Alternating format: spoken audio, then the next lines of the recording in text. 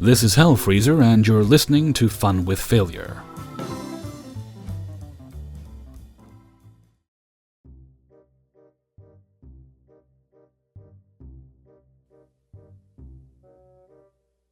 This story takes place around last April through May, between primarily three people. Myself, the so-called Neckbeard, I'll call him Saltybeard, and a mutual friend I will call R. All three of us are in a theater program at school that also doubles as an advanced science and math program. R and I are in both programs, so we talk pretty often. Saltybeard, he's only in the theater program, and I'm not in his class, so I really don't interact with him often. R and I are partners for a science project, and we stay a bit after class to finish up a poster or something, and she tells me that Saltybeard has a crush on me. I don't talk to this kid, and I've never had a crush, meaning I have no desire for male attention. He's got a pretty mediocre face, decent hair, but he wears too much cheap cologne. Not the worst looking, but he's a total jerk. He's pretty arrogant and cocky. He thinks women should be in the kitchen, and he uses racist and derogatory slurs. And he's violent with his friends. Honestly, I'm not sure why he even liked me. I have good grades, and I suppose I've got a decent appearance. Wavy blonde hair, pale but clear skin, blue eyes, and admittedly, I enjoy Nintendo games, which I guess I mentioned before, which led to a bunch of greasy but harmless dweebs trying to talk to me. He's just on a different plane of existence. Anyways, I'm glad that R gave me a heads up,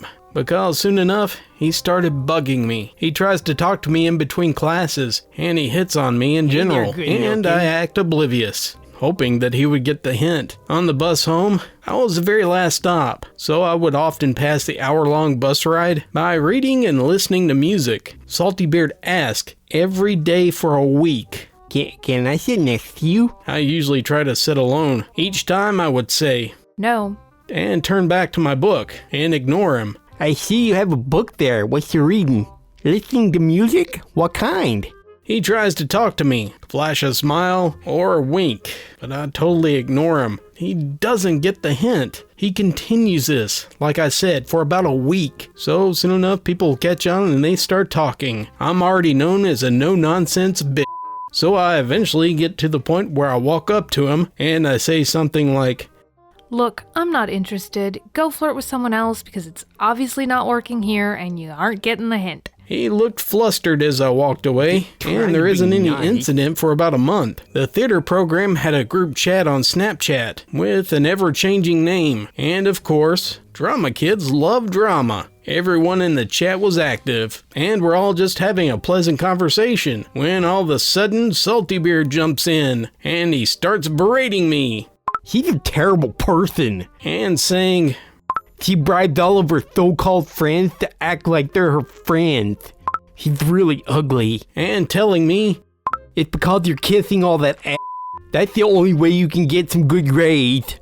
And etc. This lasts for almost an hour. As I said, everyone was in the chat, so everyone is watching what's happening and freaking out. They're trying to calm him down so they can maintain the peace. Meanwhile, I'm stirring the pot by laughing at everything he is saying. In person, from that point, he goes out of his way to be passive-aggressive toward me, and I would just laugh every time. And he was obviously mad that I damaged his delicate ego. Fast forward to midway through the summer. Saltybeard follows me on Instagram, and he's liking and commenting on all of my posts. Still does. He goes to a different school now, so I don't have to see him anymore, but people still bring it up from time to time, and just to laugh at his outburst.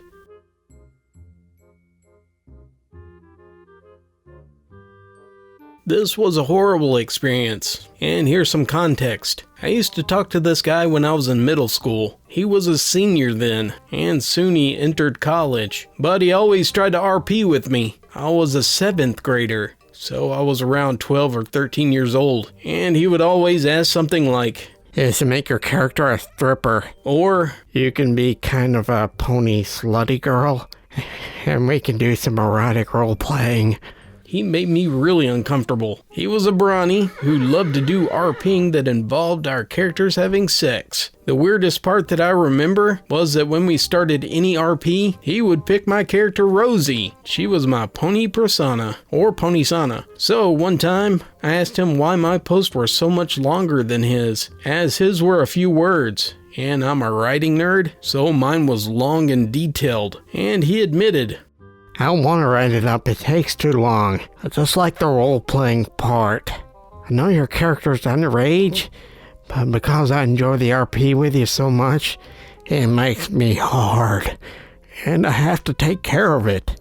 Which at the time, I just thought it was weird and continued. Now that I'm older, I'm terrified, and I'm happy he's blocked, and I'm where he can't find me. But he would continue to claim, I'm your only John. But that was never a thing. I never called him that. Although my character did an RP, it wasn't me. The only person I called that was my friend. And that was because I was learning Japanese, and he felt like a brother to me. So when he left for college, I was happy because it meant that he would never get online. I avoided him anytime he did get online, saying that I was busy. After years of not talking to him, he tried to message and talk to me again. I was so scared and creeped out that I ended up blocking him. I also had my boyfriend message him back. It was so awkward and weird for me, but yeah, I really hope that he didn't try to trap any other underage girls, or that he ever will.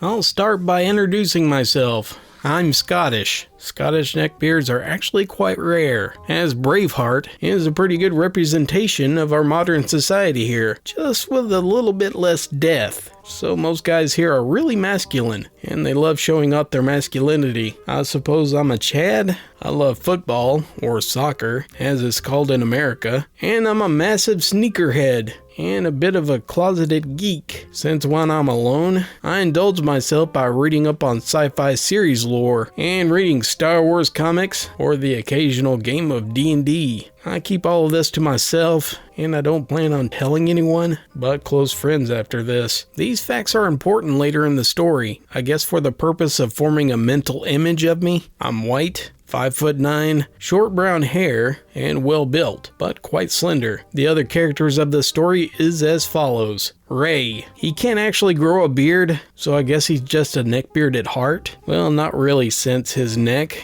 really only consisted of a chin and man boobs. Joe, my 4'5" best friend. Matt, my 6'5"-ish other best friend, who's built like He-Man, but surprisingly feminine. My girlfriend, I was with her for 2 years at the time. This story is at the start of the school year, when we get assigned to classes that we choose. Joe and I walked into history early so that we could sit next to each other. We get a desk in the back, with 3 seats on one long table facing the front, and we just chill there a while. All the while, the class slowly fills up, until Ray wanders in with his laptop. He's really the only one with a laptop, but he needs it, since he's severely dyslexic and his handwriting looks like ramen on the page. He sits right in front of me, blocking my view from the board, and drop kicking me and Joe in the face with a tsunami of putrid stench that was mixed with coffee, moldy fruit, and sweat. He sat down with a creak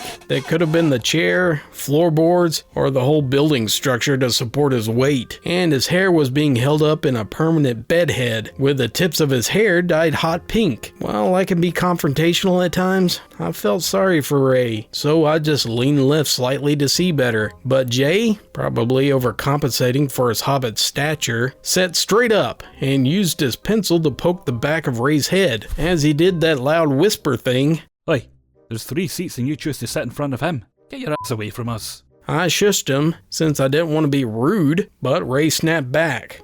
Bro, please don't speak to your elders like that. You kiss your mother with that mouth. Go f*** your sister, you mouth breather Chad. Me and Jay were completely taken aback, since Ray never spoke, apart from him correcting people in class. That's what an idiot would say. Go do more studying. If you can read, dummy. So we just stared blankly at each other, and we both thought it was pointless to argue. We continued through the class for that day, watching Ray Google ungodly nasty things on his laptop. Not only were we subject to this horror, but his laptop is shared between all of the special needs kids. So he wasn't just subjecting us to this nightmare, but all the other poor disabled kids. Skip to around 3 months later. Ray and I never really saw each other, since I always went out at recess for lunchtime, and he chilled in the library with his 3DS. So when Matt and a few other friends and I were at Subway, he turned up and we were a bit surprised. We watched him push in front of 2 construction workers, who both turned their heads, with their noses shriveled up like a prune. Matt and I couldn't stop laughing. Matt practically sprayed a Sprite across his store, causing me to laugh to the point of tears. Our friends were confused and were begging us to explain what was going on, and we did, taking giggle breaks between sentences. We sat there a while talking about guy stuff, until Ray approaches the group with his chest, or should I say breast, pushed out, and he tilts his head back to look down on us. What drivel are you full spouting? I shall let you know that you are causing a ruckus in this public place, and I won't accept you dishonouring me either. One person in the group kept it plain and simple. Off, to which I started laughing. I was in a great mood that day, since I was wearing my brand new trainers, which I absolutely adore. Since A, they were a gift from my girlfriend, I just love the way they look. They were amazingly comfortable. I thought I was a genius when I responded with, I beg your pardon, sir, but we did not mean to insult your family's honor. Please accept my apology. I shall now go commit seppuku to honor the gods and my ancestors. Imagine it in a Victorian English accent, assuming that I did a terrible job imitating it. To be honest, I still think that was one of my greatest achievements, even greater than the one time that I drank Capri Sun in one gulp. I've had a very eventful life, obviously. Ray then mumbled something under his breath, and he stormed out, each step registering on the Richter scale, swinging his arms as if to catapult his 6-inch sub and the bag of 5 cookies across the galaxy. Later that week, as if nothing happened, he texted me on Kick, which I forgot I had, since it's been dead since 2012, and I only had it installed to contact an old friend. His message contained the most broken English I've ever seen. I can't find the message, since I got a new phone, so to the best of my memory, he said something like, Hey, I'm bored and need something to do, and I saw on Snapchat that you're at home, so I'll come over. I responded literally a minute after I got the message, with something along the lines of, Mate, no, I'm not home alone, and why am I the first person you ask? I don't even know or even really like you. Like the sophisticated man he is, he comes back with a masterpiece of poetry, which I was honored and privileged to read. Too late anyway, 'cause I'm outside, bro. And he also inserted 30 purple devil emojis. This SOB didn't even ask if I wanted him over. He just turned up. He told me that he was coming and still didn't care that I said no. Since I'm not a complete jerk, I let him in, thinking to myself that we'll talk for about 30 minutes and I'll come up with some excuse to make him leave. I tell him multiple times not to talk or touch my dog, because when you first step in, he'll get excited, and if you touch him, he'll pee everywhere. But guess what? I leave for about a minute to get a drink and ask my girlfriend if she wants anything, and I hear from the kitchen, Who's a good boy? Yes, you are, yes. Coochie coo. Followed by happy yips from my dog. My girlfriend asked, Did you warn him about your dog's habit of peeing? and I said, About 5 times. She grabbed a kitchen roll and waltzed toward the dining room, right before I joked around with, It's okay, milady, I'll do it. but she didn't really know about neckbeard memes, so she was visibly confused. And she continued walking towards a puddle of disgust next to my dog, and also the urine on the floor, after roughly 30 minutes of awkward sitting on the bed, while subtly telling him to stay off my bed, since I had to change the covers, and I finally made an effort to try to get rid of him. Me and my girlfriend want to watch a movie, and we want to be alone. But of course, he interprets this as banter. He sort of chuckles while trying to hack up some phlegm from the back of his throat and then mumbles, It would be quite humorous if we had a threesome. The girlfriend and I just look at each other, and she nudges her arm against my back, as if to say, Get this weird out of your house. I sputtered as he brings out his phone and shows us this image from a forum that features cartoon girls getting, spit roasted by two ogre troll things. My girlfriend lost it. I can't remember what she said, but it was something like, "You're incredibly annoying, and that is extremely inappropriate. You're being so rude and inconsiderate." and then she said something like, "You smell like and began hurling insults like snowballs at a snowball fight in the Arctic. I finally got her to stop, and I just asked him to leave. He sort of shuffled down the stairs while mumbling to himself, which honestly sounded like, insert some racial slurs. We only see him in school every couple of weeks now, but I heard he got suspended for something to do with gross drawings of some girls 2 years below him, but that's all I know. I can't be completely sure, but a guy matching his description was found today taking creepy pictures through the window of my school's swimming pool. It's owned by the school, but it is open to the public, so I don't think there was any class at the time.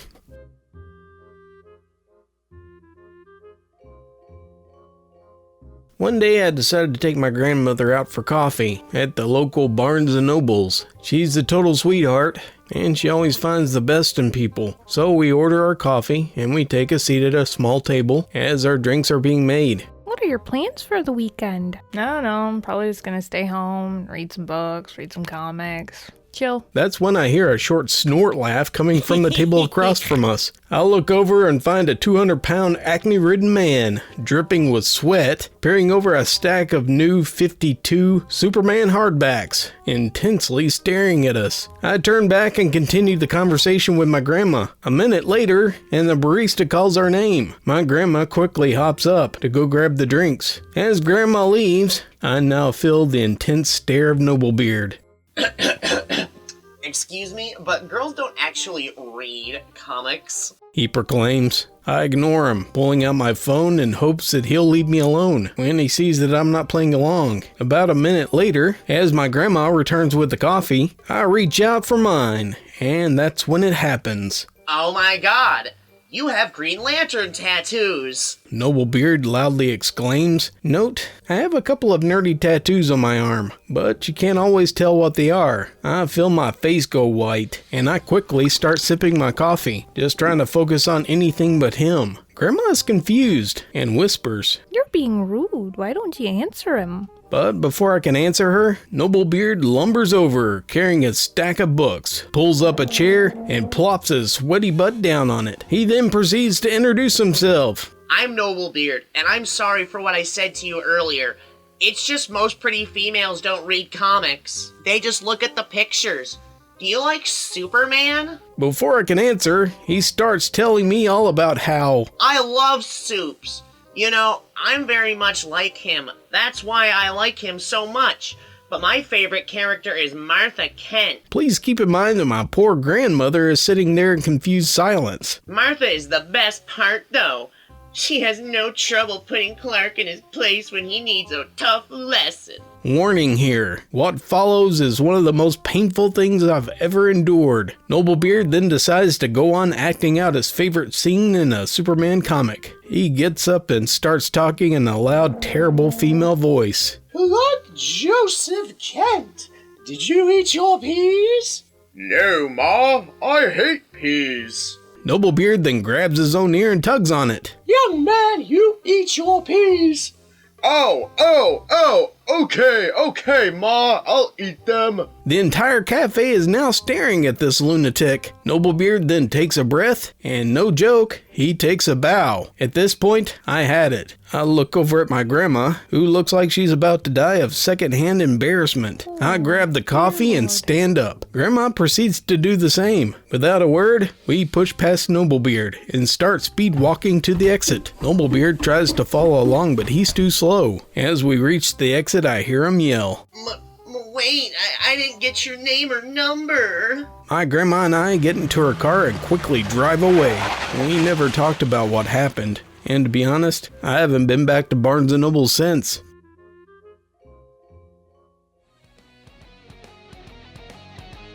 Hello friends, and thank you very much for listening. I really want to give a special thanks to Hellfreezer and Sierra Foxtrot. You can find their channels in the link below. And if you want to receive early access to advanced audio that you can download and listen to on your own time without commercials, I have a Patreon set up just for that. Just $1 a month, that's all. And you can get advanced audio broadcast and also your name in the credits. I'll probably have another short of Facepalm, maybe even a short TIFU before I go on to the next subscriber edition of the Neckbeard experience. Look forward to getting that out as soon as I can. Thank you very much, and I'll catch you all again. And remember, make sure to have fun with your failures, or they'll have fun with you.